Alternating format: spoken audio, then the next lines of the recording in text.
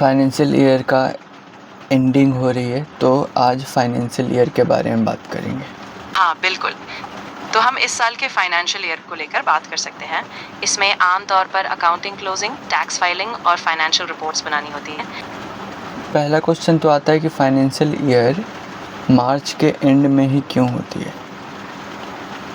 हाँ, ये एक बड़ा दिलचस्प सवाल है। दरअसल मार्च के अंत में फाइनेंशियल ईयर खत्म होने का एक लंबा इतिहास है। इसका एक कारण है कि पुरानी ब्रिटिश औपनिवेशिक प्रणाली से शुरुआत हुई थी, क्योंकि तब कृषि से जुड़ी फसल चक्र और मौसम के हिसाब से साल का अंत हुआ करता था। और भारत में भी इसी पैटर्न को अपनाया गया, क्योंकि अकाउंटिंग और टैक्सेशन के लिए एक प्राकृतिक और व्यवस्थित समय मिल जाता है।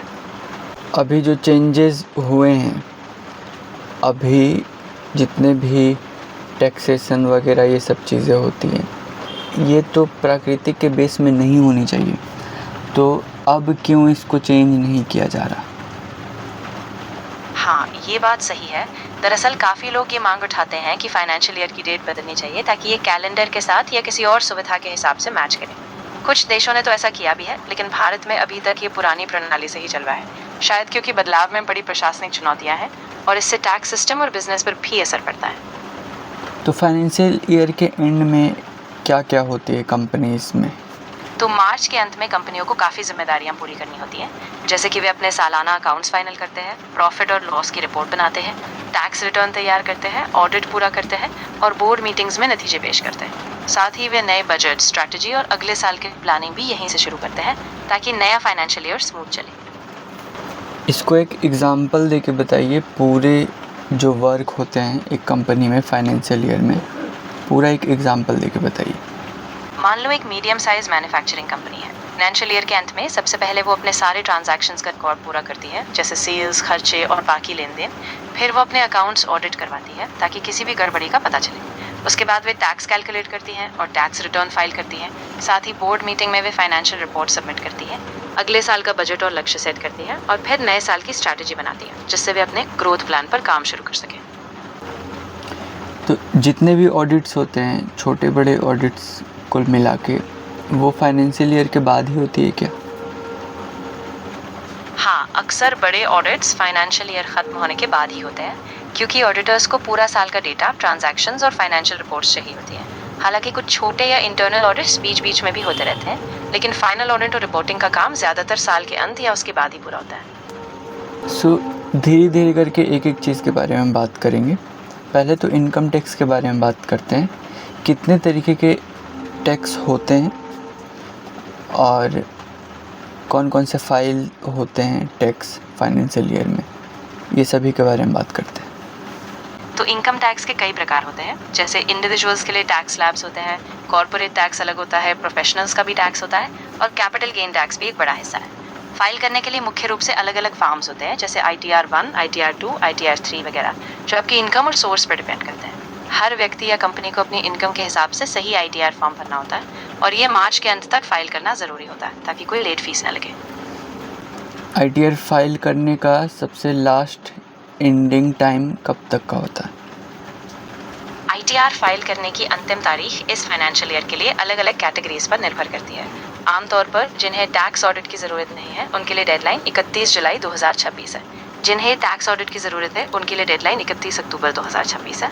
और अगर कोई देरी से फाइल करता है, तो आखिरी तारीख 31 दिसंबर 2026 है। सो मीनिंग वही है कि 2025 के रिकॉर्ड्स को वो लोग 2026 के अंत तक फाइल कर सकते हैं। हाँ, बिल्कुल सही समझे आपने। मतलब जो इनकम और खर्चे 2025-26 के दौरान हुए, उनका टैक्स 2026 तक फाइल किया जाएगा। तो पूरा फाइनेंशियल ईयर का रिकॉर्ड 31 मार्च 2026 तक पूरा करके उसके बाद जुलाई या अक्टूबर तक ITR फाइल किया जा सकता है, जिस भी कैटेगरी में आते हो। आपने बताया कि इनकम टैक्स बहुत तरीके के होते हैं, तो एक एक तरीके के बारे में जानते हैं। ITR 1, ITR 2, ITR 3 क्यों फाइल किया जाता है, ये पूरा एक लिस्ट बताइए, और कौन कौन फाइल की करते हैं। हाँ ज़रूर। देखो, ITR फॉर्म्स अलग अलग इनकम और प्रोफाइल के हिसाब से होते हैं। ITR 1 सहज वो लोग भरते हैं जिनकी सैलरी, पेंशन या एक मकान से इनकम होती है और कुल इनकम 50 लाख तक हो। ITR 2 वो लोग भरते हैं जिनके पास सैलरी के अलावा कैपिटल गेन, 2 या 2 से ज़्यादा प्रॉपर्टी या विदेशी इनकम हो। ITR 3 खासतौर पर उन व्यवसायियों या प्रोफेशनल्स के लिए है जो अपना बिजनेस या प्रोफेशन चलाते हैं। ITR 4 सुझावित टैक्स छोटे व्यापारियों और प्रोफेशनल्स के लिए है जो सुविधा वाले टैक्स स्कीम में आते हैं। और ITR 5, ITR 6, ITR 7 अलग अलग तरह की पार्टनरशिप, कंपनियां या ट्रस्ट के लिए होते हैं। तो हर किसी की इनकम और प्रोफाइल के हिसाब से सही फॉर्म चुनना ज़रूरी होता है। उनके कैटेगरी में जो ITR नहीं आ रहे हैं, उनके अलावा वो दूसरे टैक्स अगर भर देते हैं तो क्या होता है? हाँ, अगर गलती से गलत ITR फॉर्म भर दिया जाए तो काफ़ी दिक्कत हो सकती है। अगर बाद में पता चलता है तो ITR को सुधारने की सुविधा होती है, जिसे हम रिवाइज्ड या अमेंडेड फाइलिंग कहते हैं। लेकिन अगर जानबूझकर गलत जानकारी दी जाए तो पेनल्टी भी लग सकती है, और अगर ऑडिट हुआ तो जुर्माना या कानूनी कार्रवाई भी हो सकती है। इसलिए सही फॉर्म और सही फॉर्म जानकारी देना बहुत ज़रूरी है। कोई इंडिविजुअल जो कि वर्किंग स्टेट में है, अगर उनको ITR फाइल करना है तो वो कैसे फाइल करे, कौन सा ITR फाइल करे? इंडिविजुअल हैं जिनकी सैलरी है और कोई और कमाई नहीं है, तो ज़्यादातर लोग ITR 1 भरते हैं, जिसे हम सहज फॉर्म कहते हैं। इसमें सैलरी, पेंशन, एक मकान से किराया जैसी आम इनकम कवर होती है। और अगर आपकी कुल आय 50 लाख तक है तो आप इसी फॉर्म का इस्तेमाल कर सकते हैं। आप इसे E-फाइलिंग पोर्टल के जरिए ऑनलाइन भर सकते हैं और बहुत आसान प्रोसेस है अगर आपके पास सारे डॉक्यूमेंट्स तैयार हो। तो कुछ करना नहीं होता, सिर्फ ITR का फॉर्म होते हैं और उनको फिलअप करके सेंड कर दिया जाता है। हाँ, बिल्कुल सही। आपको बस सही ITR फॉर्म चुनना होता है, उसमें अपनी इनकम टैक्स डिटेल्स भरनी होती है और ज़रूरी डॉक्यूमेंट्स अपलोड करके E-फाइल कर देना होता है। उसके बाद आप रसीद डाउनलोड कर सकते हैं। अगर कोई बदलाव चाहिए तो बाद में आप रिवाइज भी कर सकते हैं, लेकिन पूरा फॉर्म ध्यान से भरना ज़रूरी है ताकि कोई गलती ना हो। एक एग्ज़ाम्पल लेते हैं कि एक इंडिविजुअल की कमाई अगर 3 लाख है साल का, तो वो अगर ITR फाइल करें तो पूरी बेसिक से अंत तक ITR फाइल करने की जर्नी बताइए। चलो एक उदाहरण लेते हैं। मान लो किसी व्यक्ति की सालाना कमाई 3 लाख रुपए है जो सैलरी से आती है। सबसे पहले वो अपने साल के सारी कमाई के दस्तावेज यानी सैलरी स्लिप, फॉर्म 16 वगैरह इकट्ठा करता है। फिर वो इनकम टैक्स की E-फाइलिंग वेबसाइट पर जाता है, वहाँ अपना रजिस्ट्रेशन करता है अगर पहले से नहीं किया, ITR 1 फॉर्म चुनता है और अपने सारे आय, टैक्सेबल इनकम, डिडक्शंस जैसे ETC के तहत बचत दर्ज करता है। सारी जानकारी भरने के बाद वो टैक्स कैलकुलेट करता है और अगर कोई टैक्स दे है तो उसे भुगतान करता है। उसके बाद फॉर्म सबमिट करता है और एक रसीद डाउनलोड कर लेता है। इस तरह पूरा प्रोसेस हो जाता है। अगर किसी को ITR 2 फाइल करनी है तो उसका एक पूरा प्रोसेस बताइए। अगर किसी को ITR 2 फाइल करना है तो सबसे पहले वो E-फाइलिंग पोर्टल पर लॉगिन करता है और ITR 2 फॉर्म चुनता है। इसके लिए ज़रूरी है कि उसकी आय के अलावा कैपिटल गेन, 2 या ज़्यादा प्रॉपर्टी या विदेशी इनकम हो। फिर वो सारी डिटेल्स करता है जैसे सैलरी, दूसरी आय, कैपिटल गेन आदि, और यदि कोई विदेशी आय है तो उसका भी विवरण देता है। सारे सेक्शन भरने के बाद वो टैक्स कैलकुलेट करता है और अगर टैक्स बनता है तो भुगतान करता है। अंत में फॉर्म सबमिट करके एक रसीद डाउनलोड कर लेता है। यही पूरा प्रोसेस है। ITR 3 के लिए? हाँ, ITR 3 के लिए भी एक प्रोसेस होता है। ये उन लोगों के लिए है जो बिजनेस या प्रोफेशन चलाते हैं। सबसे पहले E-फाइलिंग पोर्टल पर लॉगिन करके ITR 3 फॉर्म चुनते हैं। इसमें वे अपने बिजनेस की इनकम, खर्च, प्रॉफिट और लॉस डिटेल्स दर्ज करते हैं। उन्हें बैलेंस शीट, P&L अकाउंट और अगर टैक्स ऑडिट हुआ है तो उसका भी विवरण देना होता है। सारे डिटेल्स भरने के बाद टैक्स कैलकुलेट किया जाता है और अगर टैक्स बनता है तो वो पे किया जाता है। फिर फॉर्म सबमिट करके एक रसीद डाउनलोड कर ली जाती है। और ITR 4 के लिए? हाँ, ITR 4 खास तौर पर उन छोटे व्यापारियों और प्रोफेशनल्स के लिए है जो सुविधा टैक्स स्कीम यानी कि सुगम योजना के तहत आते हैं। पहले आपको E-फाइलिंग पोर्टल पर जाना है और ITR 4 फॉर्म चुनना है। इसमें आपको अपना बिजनेस इनकम, खर्च और टैक्स डिडक्शंस दर्ज करनी होती है। लेकिन ये स्कीम में आने वाले लोग जैसे स्टार्टअप्स या छोटे प्रोफेशनल्स इसका इस्तेमाल करते हैं। सारी जानकारी भरने के बाद टैक्स कैलकुलेट होता है। पेमेंट करने के बाद फॉर्म सबमिट करके रसीद डाउनलोड कर ली जाती है। चार्ज के रूप में कितना पैसा देना पड़ता है उनको? ITR फाइल करने के लिए इनकम टैक्स डिपार्टमेंट के आधिकारिक पोर्टल पर खुद फाइल करना बिल्कुल मुफ्त है, चाहे वो सरल ITR 1 हो या अन्य फॉर्म्स। अगर आप चार्टर्ड अकाउंटेंट या किसी पेड प्लेटफॉर्म का इस्तेमाल करते हैं तो फीस साधारण तौर पर 1500 से 2000 तक होती है, जबकि विदेशी आय या जटिल मामलों में ये 4000 या उससे ज़्यादा भी हो सकती है। देरी से फाइल करने पर सरकार की तरफ से 1000 या 5000 तक का जुर्माना भी लग सकता है, अगर आय के हिसाब से लिमिट पार हो जाए। चार्टर्ड अकाउंटेंट के वेबसाइट से और जो नॉर्मल वेबसाइट है तो दोनों में अंतर क्या होगा? चार्टर्ड अकाउंटेंट की वेबसाइट या सर्विस में आपको प्रोफेशनल गाइडेंस और कस्टम सपोर्ट मिलता है।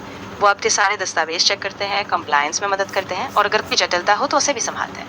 दूसरी तरफ सामान्य E-फाइलिंग वेबसाइट्स या पोर्टल जैसे इनकम टैक्स डिपार्टमेंट का खुद का पोर्टल में आपको सब कुछ स्वयं से करना होता है। कोई गाइडेंस नहीं मिलती और आपको खुद अपने हिसाब से फॉर्म भरना पड़ता है। तो चार्टर्ड अकाउंटेंट महंगे हो सकते हैं, लेकिन वो ज़्यादा भरोसेमंद और सही सलाह देते हैं, जबकि सामान्य पोर्टल सस्ता और सुविधाजनक है, लेकिन आपको खुद करना होगा। सो आजकल तो इतने ज़्यादा सोर्सेस निकल चुके हैं कि एक इंसान खुद से भी भर सकता है, आई थिंक। आजकल बहुत सारी इजी टू यूज़ प्लेटफॉर्म्स हैं जो स्टेप बाय स्टेप गाइड देते हैं और आपके सारे डॉक्यूमेंट्स अपलोड करने के ऑप्शन भी देते हैं। अगर आपका इनकम और कैलकुलेशन सिंपल है तो आप खुद भी पूरा फॉर्म भर सकते हो। बस ज़रूरी है कि आप सही जानकारी और सारे दस्तावेज़ों को ध्यान से भरें ताकि बाद में कोई दिक्कत ना हो। तो कोई इंसान तो इनकम और कैलकुलेशन के लिए एआई की भी मदद ले सकता है। वो सिंपली आपके पास अपने डेटा को रखेगा और आप खुद ब खुद सभी चीज़ों को जनरेट करके दे देंगे। हाँ बिल्कुल, ये भी संभव है। आजकल एआई टूल्स काफ़ी एडवांस हो गए हैं। आप अपने डेटा जैसे सैलरी, इनकम स्लिप्स और खर्चे दिए हुए तो AI basic calculation, tax slabs और सही आईटीआर फॉर्म फिल करने में मदद कर सकती है। लेकिन हमेशा ज़रूरी है कि आप डेटा को अच्छी तरह चेक करें, क्योंकि आखिर में जिम्मेदारी आपकी ही रहती है और कोई भी छोटी गलती भविष्य में परेशानी दे सकती है। ये तो बात हुई इनकम टैक्स की। अब जीएसटी के बारे में बात कर लेते हैं। जीएसटी भी एक बहुत बड़ा और ज़रूरी टैक्स सिस्टम है, खासकर उन बिजनेस के लिए जिनकी टर्नओवर तय सीमा से ज़्यादा है। तो चलो जीएसटी के रजिस्ट्रेशन, रिटर्न फाइलिंग और अलग अलग स्लैब्स के बारे में भी बात करते हैं ताकि पूरी समझ बन सके। तो ए टू जेड कोई कंपनी अगर जीएसटी फाइल करती है तो क्या क्या रिक्वायरमेंट्स होते हैं और कब फाइल करनी चाहिए? तो जीएसटी फाइल करने के लिए सबसे पहले कंपनी को जीएसटी रजिस्ट्रेशन करवाना पड़ता है, यानी जीएसटी नंबर लेना होता है। इसके बाद हर महीने या तिमाही आधार पर जीएसटी रिटर्न फाइल करनी होती है, जैसे जीएसटीआर 1 जो सेल्स का विवरण देता है, जीएसटीआर 3 भी जो टैक्स की देनदारी दिखाता है, और सालाना रिटर्न जीएसटीआर 9 भी फाइल करना होता है। समय सीमा ज़्यादातर महीने के 20वें दिन होती है और अगर कोई देरी हो तो पेनाल्टी भी लग सकती है। साथ ही सही इनवॉइस, जीएसटी चालान और रिकॉर्ड रखना बहुत ज़रूरी है ताकि ऑडिट या जाँच में कोई दिक्कत ना हो। तो अलग अलग जीएसटी किन किन कंपनीज के लिए होती हैं वो बताइए। हाँ ज़रूर, जीएसटी मुख्य रूप से उन सभी बिजनेस के लिए ज़रूरी है जिनकी टर्नओवर एक निश्चित सीमा से ज़्यादा है, जैसे अभी 20 लाख रुपए सालाना से ऊपर। कुछ राज्यों में ये सीमा कम होती है, चाहे वो सर्विस प्रोवाइडर हो, मैन्युफैक्चरर हो या रिटेलर। अगर उनकी सप्लाई पर जीएसटी लगता है तो उन्हें रजिस्टर करना होता है। इसके अलावा इंपोर्ट एक्सपोर्ट से जुड़े बिजनेस, ई कॉमर्स प्लेटफॉर्म्स और मल्टी स्टेट कंपनियों को भी जीएसटी रजिस्ट्रेशन ज़रूरी होता है ताकि सप्लाई चेन में टैक्स का सही ट्रैकर रखा जा सके। सो जीएसटी में कौन कौन से आंकड़े दिखाई देते हैं और इनकम टैक्स में कौन कौन से आंकड़े दिखाई देते हैं? अच्छा, जीएसटी में आमतौर पर जो आंकड़े दिखते हैं वो है सेल्स इनवॉइस, खरीदे गए सामान, टैक्स की दरें जैसे 5%, 12%, 18%, टैक्स की कुल देनदारी, इनपुट टैक्स क्रेडिट और कुल जीएसटी पेमेंट। वहीं इनकम टैक्स में मुख्य रूप से दिखते हैं आपकी कुल आय, सैलरी, अन्य स्रोतों से आय, टैक्स योग्य आय, डिडक्शंस जैसे एटीसी, एटीडी, टैक्स स्लैब के हिसाब से टैक्स देनदारी और कुल टैक्स पेमेंट। दोनों ही टैक्स सिस्टम में अलग अलग आंकड़े होते हैं, लेकिन दोनों का मकसद टैक्स ट्रैक करने और सही तरीके से रिपोर्ट करना होता है। जीएसटी को भरने के चार्जेस क्या क्या होते हैं? जीएसटी रजिस्ट्रेशन खुद सरकारी पोर्टल पर मुफ्त है, लेकिन जीएसटी रिटर्न फाइल करने के लिए प्रोफेशनल सेवाएं या सॉफ्टवेयर के खर्च आते हैं। छोटी कंपनियों के लिए ये लगभग 500 से 1000 रुपये प्रति माह हो सकता है, जबकि बड़े या प्रोफेशनल सेवाओं वाले के लिए ये 2000 से 50,000 तक जा सकता है, जो व्यापार से जटिलता पर निर्भर करता है। अब आते हैं ऑडिट को जानते हैं। ऑडिट क्या है, किस लिए की जाती है, कौन करते हैं, कब करते हैं? हाँ ज़रूर, ऑडिट एक स्वतंत्र जांच प्रक्रिया है जिसमें किसी कंपनी या संस्था के वित्तीय रिकॉर्ड, अकाउंट्स और लेन देन की समीक्षा की जाती है ताकि ये सुनिश्चित हो सके कि सब कुछ सही, पारदर्शी और नियमों के अनुरूप है। इसे आमतौर पर चार्टर्ड अकाउंटेंट्स करते हैं। कंपनियों को तब ऑडिट करवानी होती है जब उनकी टर्नओवर एक तय सीमा से ज़्यादा हो जाती है, या फिर वो किसी बैंक लोन, इन्वेस्टर्स या रेगुलेटर की मांग पर ऑडिट करवाते हैं। ये सालाना आधार पर या विशेष परिस्थितियों में जैसे कंपनी के विकास के बाद करवाया जाता है ताकि फाइनेंशियल स्टेटमेंट्स विश्वसनीय हो। तो बेसिकली क्या करते हैं ऑडिट के काम में, क्या करते हैं वो? ऑडिट के दौरान ऑडिटर कंपनी के सारे अकाउंट्स, ट्रांजैक्शंस और रिकॉर्ड्स को ध्यान से देखते हैं। वो चेक करते हैं कि हर इनकम और खर्च का सही सपोर्टिंग डॉक्यूमेंट है या नहीं, और कंपनी के अकाउंट्स एक्चुअल स्थिति को सही तरीके से दिखाते हैं। वो इन्फॉर्मेशन और अकाउंटिंग स्टैंडर्ड्स का पालन देखते हैं और अंत में एक ऑडिट रिपोर्ट देते हैं जिसमें वो अपनी राय देते हैं कि अकाउंट्स सही है या नहीं, ताकि स्टेक होल्डर्स को भरोसा रहे।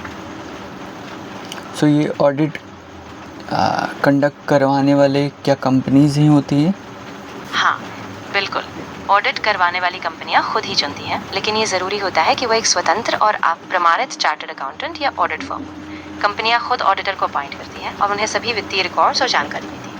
इसके बाद ऑडिटर स्वतंत्र रूप से जांच करता है और अपनी ऑडिट रिपोर्ट कंपनी को देता है, जिससे बोर्ड और अन्य स्टेक होल्डर्स को भरोसा रहता है कि सारे आंकड़े सही। एक सीए अगर कोई कंपनी में इंटर करके ऑडिट करता है, वो पूरा शुरू से अंत तक आप बताइए कि वो क्या क्या देखता है, क्या क्या करता है, वो पूरा कार्य प्रणाली को बताइए।